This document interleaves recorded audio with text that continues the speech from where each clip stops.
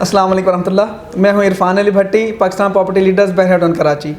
मैं अपना प्रोग्राम बहरिया टाउन की बातें उसकी नई एपिसोड के साथ आपके सामने हाजिर हुए हैं। इसमें हमारा साथ देंगे राना अदनाम मुदस्सर साहब, जो हमारे पाकिस्तान प्रॉपर्टी लीडर्स के CEO हैं।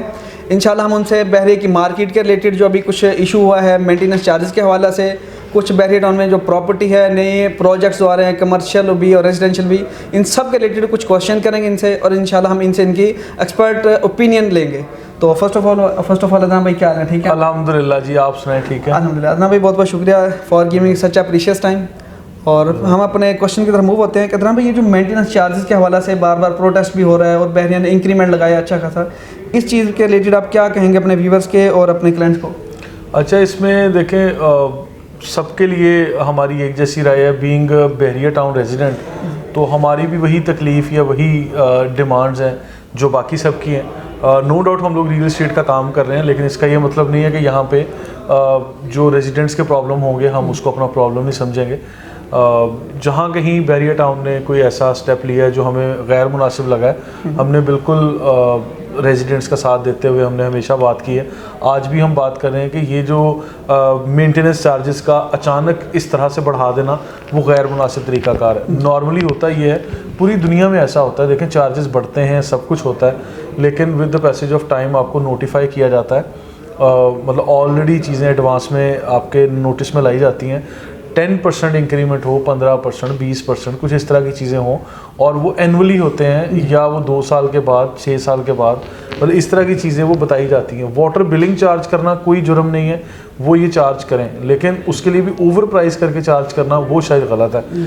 तो यहाँ मतलब चीज़ें हम क्रॉस चेक कर सकते हैं कि DHA में या दूसरी और जो अच्छी सोसाइटीज़ हैं कराची की, वहाँ पे पानी के चार्जेस किस तरह से लोग ले रहे हैं। अगर एक टैंकर ओवर यूज़ के लिए, जब एक्सेसिव यूज़ हो जाता है, तो आप एक टैंकर वो कितने गैलन का है और कितने का है, तो इसने कितनी प्राइस में ले रहे हैं, तो इन चीज़ों को हम कंपैरिजन कर सकते हैं। लेकिन मेंटेनेंस के चार्जेस के बारे में, for example sports city villa के अगर पहले 4000 कुछ थे और आज हमें 9200 जमा करवाने पड़ रहे हैं, तो वो तो 100% इंक्रीज़ कर दिया ना। तो इस पर अगर वो 10%, 15% या 20% बढ़ाते तो वो जस्टिफाइबल था, लोग उसको समझते, एक्सेप्ट करते, क्योंकि हमारी कौम में इतनी ज़्यादा एक्सेप्टेबिलिटी का फैक्टर नहीं है। लोग इतनी जल्दी एक्सेप्ट नहीं करते चीज़ों को, थोड़ा टाइम लेते हैं। तो इसी चीज़ को मद्देनज़र बहरिया मैनेजमेंट ने नहीं रखा, जिसकी वजह से पीसफुल प्रोटेस्ट हुए। और अभी भी मुझे उम्मीद ये है कि बहरिया मैनेजमेंट इस चीज़ को रिड्यूस करेंगे, जो रिड्यूस करेंगे, रिकन्सिडर करेंगे, रिव्यू करेंगे। तो वो चीज़ें शायद अंडर डिस्कशन है। तो ये चीज़ें अभी जैसे फाइनल होती हैं तो इंशाल्लाह हम फिर नेक्स्ट कमेंट कर सकते हैं। ज़रूर इंशाल्लाह। और जाहिर बात है, हमने पहले जब 23 के विलाज के रिलेटेड थी तभी आपने अच्छी वीडियोस बनाई अपने क्लाइंट्स के लिए भी और बहरी के रिलेटेड भी, और उनको बहरी ने अच्छा खासा अकोमोडेट भी किया अभी भी। बिल्कुल। और नेक्स्ट जो क्वेश्चन है बहरी की मार्केट के हवाले से, 2022 अब स्टार्ट हो गया है, और लेकिन अभी तक मार्केट में कोई इतनी हलचल नहीं है, रेट्स में कोई इतनी वो नहीं है। तो इस चीज़ के रिलेटेड, मार्केट के रिलेटेड आपकी क्या राय है, क्या कहेंगे? अच्छा, वैसे इरफान भी मैं ये बताऊँ, वो मार्केट में हलचल का ना होना अल्टीमेटली हमारे और हमारे कस्टमर्स के हक में बेहतर है। वो सट्टेबाजी वाले लोग ना अभी खामोशी से बैठे हुए हैं, सही, तो वो आपके लिए, मेरे लिए, हमारे कस्टमर्स के लिए ज़्यादा फ़ायदेमंद बात है कि हम लोग अगर कोई चीज़ परचेज़ करने जाते हैं तो हम बड़े तहम्मुल से चीज़ें देखते हैं। एक बंदा परचेज़ करने के लिए आता है, उसके पास 4 ऑप्शंस होते हैं। तो जब वो अफरा तफरी वाला माहौल बना देते हैं तो फिर ये होता है कि सुबह प्राइस और है, शाम को और है, तो उसमें सट्टेबाजी और जो शॉर्ट टर्म प्लेयर्स हैं वो आ जाते हैं कि आज चीज़ ले रहे हैं और ऐसे कर रहे हैं। देखिए, रियल स्टेट है, रियल स्टेट डजंट मीन के ये चीज़ें यहाँ पे इतनी हाइप क्रिएट करके होनी चाहिए। ठीक है, यहाँ पे लोग फिर हाइप क्रिएट करते हैं। अभी नया साल जब से शुरू हुआ है, बैंकिंग सेक्टर में जिस तरह से एक आम तासुर होता है, एक इम्प्रेशन ये होता है कि आप लोग अपनी अमाउंट्स मतलब फटाफट निकालते नहीं हैं, लोग रिज़र्व करते हैं, और फिर बड़े डिसीजन या मेजर चीज़ें जो हैं वो इन दिनों में लोग ट्रांजैक्शंस नहीं करते। तो बाकी न्यू ईयर की जो हॉलीडेज़ हैं, क्रिसमस है या ओवरसीज़ पाकिस्तानीज़ यहाँ आए हुए हैं छुट्टी पे, हर जगह पे हॉलीडे, शादियों का सीज़न चल रहा है, और हमारे मुल्क में ट्रैवलिंग बहुत ज़्यादा होती है शायद इन दिनों में। तो शायद लोग इस टाइम फ्रेम को ट्रांजैक्शंस की बजाय अपने दूसरी एक्टिविटीज़ में ज़्यादा तवज्जो दे रहे हैं। तो इसका ये मतलब नहीं कि मार्केट क्रैश हो गई, तबाह हो गई और यहाँ काम नहीं है।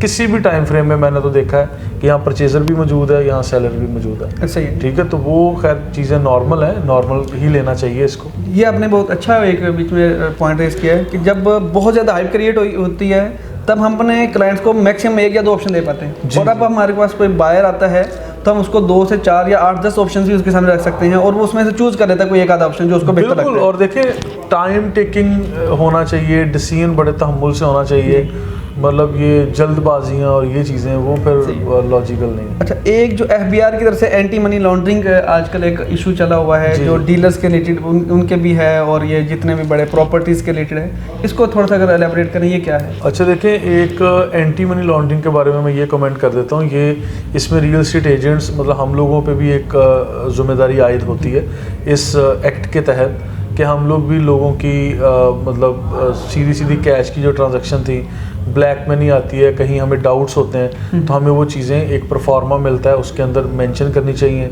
कोई भी मतलब रिकॉर्ड कीपिंग और हर चीज़ को ऑन बोर्ड लाना चाह रही है गवर्नमेंट, तो इसलिए ये चीज़ें हो रही हैं। उसके अंदर बाकायदा ये चीज़ें एफबीआर के अंडर जो चीज़ें ये हो रही हैं मॉनिटरिंग में, तो उसमें हमें रियल एस्टेट एजेंट्स को भी रिकॉर्ड कीपिंग भी करनी है, परचेज़र कौन है, सेलर कौन है, वो सस्पिशियस करैक्टर तो नहीं है, पेमेंट्स कहाँ से आ रही हैं, पेमेंट्स के मोड क्या हैं, आप कैश में लेके आ रहे हैं या आप चेक्स दे रहे हैं, किसके अकाउंट से कैसे निकल रही है, सोर्स ऑफ इनकम क्या है, ये चीज़ें सारी मेंशन करना और इन चीज़ों को वेरीफाई करना एफबीआर का ये महकमा कर रहा है। अब एंटी मनी लॉन्ड्रिंग में जिस तरह सबको पता है कि मनी लॉन्ड्रिंग को रोका जा रहा है, अवॉइड किया जा रहा है, तो इन चीज़ों में कुछ ममालिक ऐसे हैं जो टॉप ऑफ द लिस्ट हैं या टारगेट में, वहाँ से जो ट्रांजैक्शंस हैं तो वो ऐसे हमारे ओवरसीज़ पाकिस्तानीज़ के लिए ज़रा थोड़ी सी मुश्किल होंगी, या आप ये कह लें इन्वेस्टिगेशन या वो चीज़ें होती चली जाएंगी जब थोड़ा सा टाइम होगा। तो कस्टमर्स की भी जिम्मेदारी आयद हो गई कि उनका मतलब मनी ट्रेल या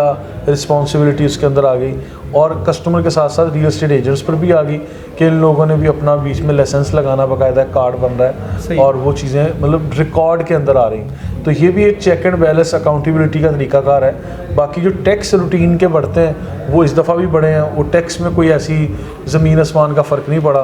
फॉर एग्जांपल 125 का अगर कुछ था तो उसमें 2-4 हज़ार ऐड हुआ है, 250 गज़ में भी थोड़ा बहुत ऐड हुआ है। और हाँ, ये ज़रूर है एफबीआर के इस टैक्स के अंदर ये मैंने फ़र्क देखा है इस दफ़ा के बहरिया कराची के जो बैरियर टाउन कराची के जो कुछ प्रॉपर्टीज़ हैं उनको कैटेगरी A1 में डिस्कस किया गया, जो कि कराची शहर की शार फैसल की प्रॉपर्टीज़ के साथ कंपैरिजन में आई हैं। ठीक है, तो इसमें मैं ये कह सकता हूँ कि यहाँ पे मेन जना एवेन्यू की प्रॉपर्टीज़, मिडवे की या कुछ जहाँ डिफरेंट लोकेशंस है ना, तो इन लोकेशंस को कैटेगरी A1 जो कि एफबीआर का टैक्स का नोटिफिकेशन है, उसमें एफबीआर के जो कवानीन है उसमें जो सेक्शन कैटेगरी A1 है उसके अंदर उस कैटेगरी में फॉल कर रही हैं। तो ये वो प्रॉपर्टीज़ हैं जो मैच्योर हैं, जिसके ऊपर टैक्स अप्लाई किया जा रहा है और जो चीज़ें ऑलरेडी यानी कंसिडरेबल हैं। तो ये एक मेरे नज़र में तो एक प्लस पॉइंट है। तो ये जो हमारे ओवरसीज़ क्लाइंट्स हैं जो अपने पाकिस्तान में हमारे अकाउंट में या अपने किसी के भी अकाउंट में पैसे भेज देते थे बाइंग करने के लिए प्रॉपर्टी पहले में, अब वो नेक्स्ट क्या स्टेप लेंगे? देखिए, कस्टमर की शुरू दिन से ही हम तो ये कहते हैं कस्टमर की रिस्पॉन्सिबिलिटी है कि वो यहाँ पे फॉर एग्जांपल अगर वो प्रॉपर्टी परचेज़ कर रहे हैं तो वो यहाँ पे अमाउंट किस तरह लेके आता है और किस तरह से वो यहाँ करता है। उसकी अगर in case of overseas Pakistanis यहाँ पे रियल एस्टेट एजेंट्स तो ज़िम्मेदार नहीं है ना कि वहाँ से अब सऊदी अरेबिया में, दुबई में, ऑस्ट्रेलिया में, अमेरिका में कहीं अमाउंट पड़ी है उसको यहाँ तक पहुँचाने के हम जिम्मेदार नहीं हैं। ठीक है, हमें टोकन अमाउंट की हद तक तो हम ऑलरेडी रिसीव करते हैं। तो उसमें इरफान भी हमें कोई ऐसा ना पहले कोई ऐसा थ्रेट्स थे ना अब हैं। हमारे कंपनी के अकाउंट्स हैं, ऑलरेडी हम लोग टैक्स पेयर कंपनीज़ हैं, NTN नंबर बने हुए हैं, हम लोग रिटर्न्स जमा करवाते हैं और फिर जो ये रेमिटेंस के तौर पे हमें अमाउंट्स आती हैं तो उसमें भी छोटी मोटी अमाउंट के लिए मेरा ख्याल है ना पहले कभी क्वेश्चन हुआ है ना आइंदा कभी होगा। मेजर अमाउंट्स के लिए जो फॉर एग्जांपल किसी ने स्पोर्ट्स सिटी विला लिया है, कोई बिल्डिंग लिया है, कोई कमर्शियल प्लॉट लिया है, कोई 2, 4, 8, 10 करोड़ रुपए किसी ने करने हैं, तो वो उनको चाहिए कि वो खुद अपने तौर पे मैनेज करें। वो ज़रूरी नहीं है कि ओवर द नाइट ही पैसे यहाँ पे रिफ्लेक्ट हो जाएंगे। तो वो हम भी अवॉइड करेंगे कि अपने कंपनी अकाउंट्स में बड़ी अमाउंट नहीं लेंगे, अपने पर्सनल अकाउंट में भी नहीं लेंगे और किसी को देने भी नहीं चाहिए। तो नाज़रीन, ये चीज़ें मैं आपके लिए भी मैसेज देता हूँ कि कहीं भी जहाँ आप ट्रांजैक्शंस वगैरह कर रहे हैं तो आपको एक तो देखभाल के करना है, क्योंकि अब ये एंटी मनी लॉन्ड्रिंग और ये जितने भी मनी ट्रेल्स हैं, इन चीज़ों का रिकॉर्ड कीपिंग नहायत अहम हो चुका है। आप लोग भी, हम लोग भी इन चीज़ों को अब अपने अपने एंड पे इंशाल्लाह ज़िम्मेदारी से परफॉर्म करने की कोशिश करेंगे। तो ये चीज़ें बहरहाल मैं तो ये मैसेज देता हूँ। खैर ये एक अच्छा स्टेप है, एक हमारे एफबीआर के डिपार्टमेंट में अच्छी रेवोल्यूशन है, होना चाहिए। पाकिस्तान में ये चीज़ें भी आनी चाहिए, बाकी कंट्री तरक्की करें और पाकिस्तान इन चीज़ों में अभी तक फंसा हुआ है। जी जी। तो अपने नेक्स्ट क्वेश्चन की तरफ जाते हैं कि अभी बहरिया टाउन कराची के अंदर कमर्शियल प्रोजेक्ट्स बहुत ज़्यादा लॉन्च हो रहे हैं। जी जी। इनकी फर्दर क्या इनका जो है वैल्यू होगी, जो है फ्यूचर में जाके फ्यूचरिस्टिक हवाले से आप इनको क्या समझते हैं? कि देखिए उसमें कोई बुराई नहीं है नए से नए प्रोजेक्ट्स आने में, बल्कि ये तो अच्छा है कि बहरिया टाउन आबाद हो रहा है। और there are number of people जिनको मैं जानता हूँ जो तुर्की से, दुबई से, सऊदी अरेबिया में रियल एस्टेट का काम कर रहे थे या वहाँ और कई बिज़नेस कर रहे थे, तो अपना सरमाया यहाँ लेके आए हैं, अपनी इन्वेस्टमेंट यहाँ कर रहे हैं। और बहरिया टाउन ये ऑफ़र करता है कि आप 266 गज पे 8 स्टोरी बिल्डिंग बना लें, आप दोनों को मिलाएं तो 10 स्टोरी या 12 स्टोरी बना लें। फिर बड़े कमर्शियल प्लॉट हैं इस पर 18 स्टोरी बिल्डिंग वो बनती है।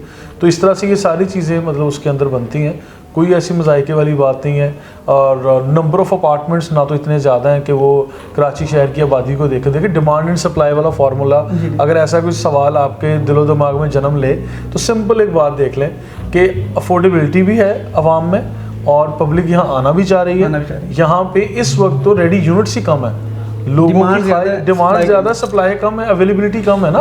तो डिमांड एंड सप्लाई पे ये होगा कि जब ज़्यादा चीज़ें अवेलेबल होंगी स्टेज पे तो हाँ रेट्स में फ़र्क पड़ेगा कि रेट्स पे हर कोई अपनी मर्ज़ी से नहीं डिमांड करेगा।